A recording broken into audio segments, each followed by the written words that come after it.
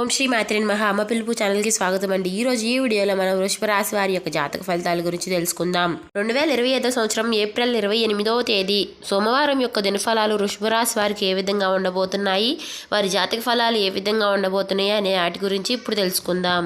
అలాగే మీకు ఏ సమస్యలు ఉన్నా శ్రీ షిరిడి సాయిబాబా ఆశీస్సులతో జ్యోతిష్యం చెప్పబడును. గురువుగారు సుబ్రహ్మణ్యం రాజు గారు.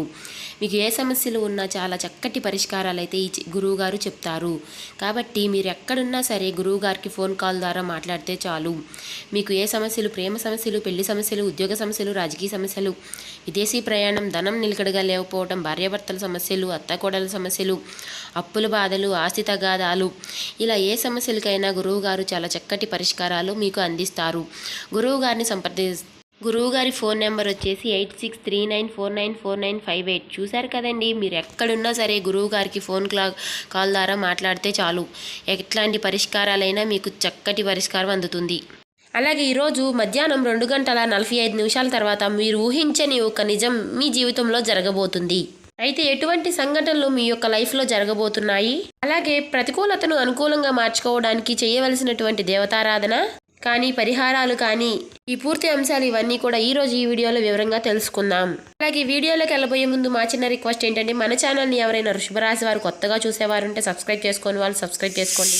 ఈ వీడియోకి లైక్ చేయడం మర్చిపోకండి. ఈ వీడియో మీకు నచ్చినట్లయితే ఓం శ్రీ మాత్రే నమః అని కామెంట్ చేయండి. ఇక వివరాల్లోకి వెళ్ళిపోదాం. వృషభ రాశి అనేది రాశిచక్రంలో 2వ రాశి. కృతిక 2, 3, 4 పాదాలు, రోహిణి 1, 2, 3, 4 పాదాలు, మృగశిర 1, 2 పాదాల్లో జన్మించిన వ్యక్తులు ఈ వృషభ రాశి కిందికి వస్తారు. ఈ రాశి యొక్క అధిపతి శుక్రుడు. ముందుగా వీరి యొక్క వ్యక్తిత్వాన్ని మనం గమనిస్తే, వృషభ రాశి వ్యక్తులు దృఢ సంకల్పంతో కార్యాచరణ శక్తిని కలిగి ఉంటారు. అనుకున్నది సాధించేంత వరకు నిద్రపోని మనస్తత్వం వీరికి ఉంటుంది. అలాగే ఏదైనా సాధించాలి అని అనుకుంటే పట్టుదలతో దాన్ని సాధించగలుగుతారు. స్వయం కృషితో ఉన్నత శిఖరాలను వీరు అధిరోహించగలుగుతారు. కార్యరంగంలో దూకుడుగా వ్యవహరిస్తారు. కార్యదీక్ష, కార్యదక్షత కూడా ఈ యొక్క వృషభ రాశి వ్యక్తులకి అధికంగా ఉంటుంది. అయితే ముఖ్యంగా 2025 సంవత్సరం ఏప్రిల్ 28వ తేదీ సోమవారం యొక్క దినఫలాల ప్రకారం వీరికి చూస్తే గనక మధ్యాహ్నం 2:45 తర్వాత ఊహించని ఒక సంఘటన మీ యొక్క లైఫ్లో జరగబోతుంది.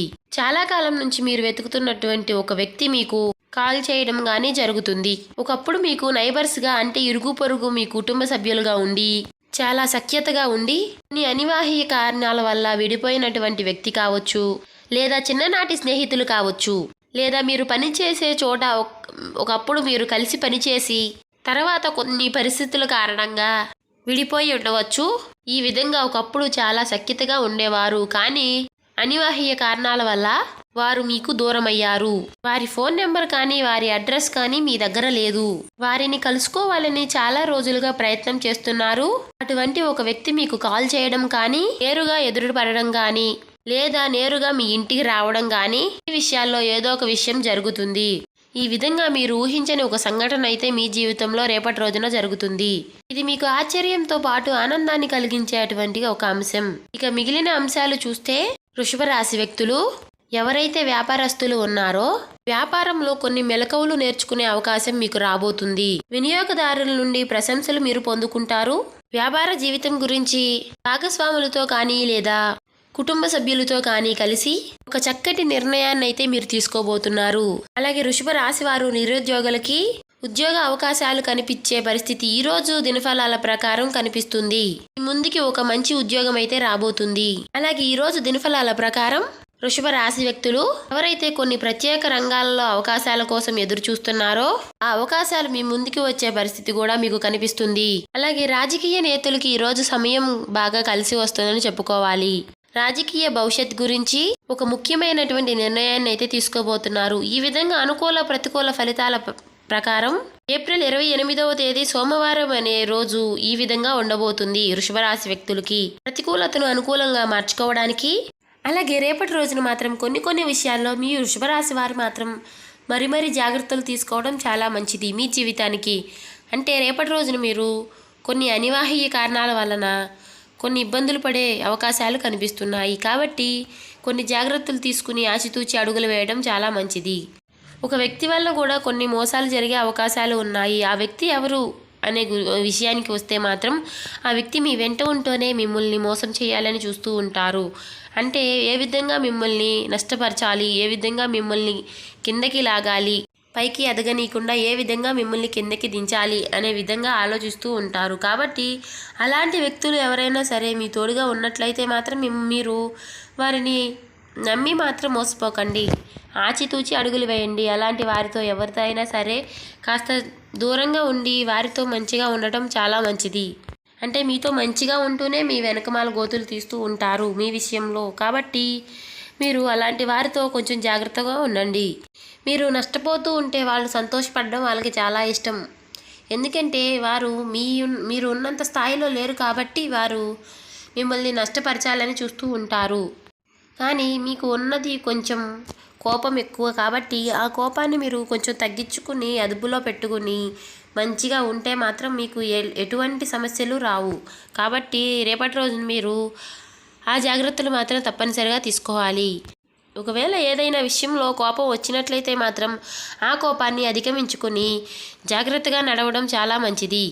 వృషభ రాశి వ్యక్తులు ఎవరైనా కొత్తగా వ్యాపారం మొదలు పెట్టాలి అనుకునేవారు, ఎవరైనా సరే వ్యాపారం అంటే మొదలుపెట్టి ఆల్రెడీ చేస్తున్నవారు ఎవరికైనా సరే రేపటి రోజున కొంచెం నష్టపోయే సమస్యలు ఉన్నాయి. కాబట్టి రేపటి రోజున మీరు ఏ విధంగా అయినా డబ్బు విషయంలో అయినా మీ వ్యాపార భాగస్వామితో అయినా కాస్త జాగ్రత్తగా ఉండటం, జాగ్రత్తగా మెలగడం చాలా మంచిది. అంటే మీకు కోపం అధికంగా వస్తుంది కాబట్టి కోపాన్ని కొంచెం తగ్గించుకుని మంచిగా మాట్లాడుకుని కూర్చుని కొంచెం నెమ్మదిగా మాట్లాడుకోవడం వలన మీకున్న సమస్యలన్నీ తొలగిపోతాయి. కాబట్టి కోపం ఎక్కువ అవ్వడం వలన మీ బంధుత్వాలు తెగిపోతాయి. అందువలన కోపాన్ని తగ్గించుకుని చక్కగా నెమ్మదిగా మాట్లాడితే ఏ సమస్యలైనా తొలగిపోతాయి. అలాగే విద్యార్థుల విషయంలో రేపటి రోజున ఎవరైనా సరే ఆల్రెడీ ఎగ్జామ్స్ రాసి ఫలితాల కోసం ఎదురు చూస్తున్న వారికి రేపటి రోజున మంచి ఫలితాలు అయితే మీ చేతికి రాబోతున్నాయి.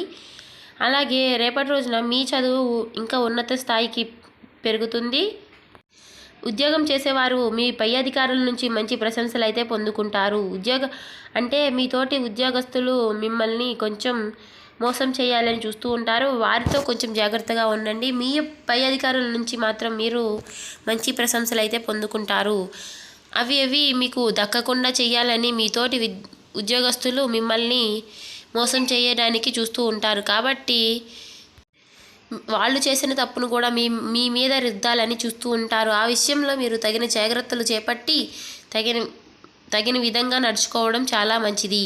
విదేశీ ప్రయాణాలు చేయడానికి ఎవరైతే పాస్పోర్ట్లకి వీసాలకి అప్లై చేసి ఎదురు చూసే వాళ్ళకి రేపటి రోజున అవి మంచి ఫలితాలు అయితే, మంచి శుభవార్తలు అయితే మీరు వినబోతున్నారు. అలాగే రేపటి రోజున ఎవరైనా సరే వృషభరాశి వారు ప్రయాణాలు చేసేవారు ఎవరైనా ఉంటే జాగ్రత్తగా మీ తోటి ప్రయాణికులు మిమ్మల్ని మోసం చేసే సమస్యలు ఉన్నాయి. వారితో కొంచెం జాగ్రత్తగా నడుచుకోవడం చాలా మంచిది. ఆ సమస్యలని అధిగమించుకుని మీరు కొంచెం ఆచితూచి మంచిగా ఆలోచనతో నడవడం చాలా మంచిది. అలాగే 70-80 ఏళ్ళు పైబడిన ముసలివాళ్ళు అనారోగ్య సమస్యలతో బాధపడే వారికి రేపటి రోజున కొంచెం ఆరోగ్యం మెరుగుపడే అవకాశం అయితే కనిపిస్తుంది.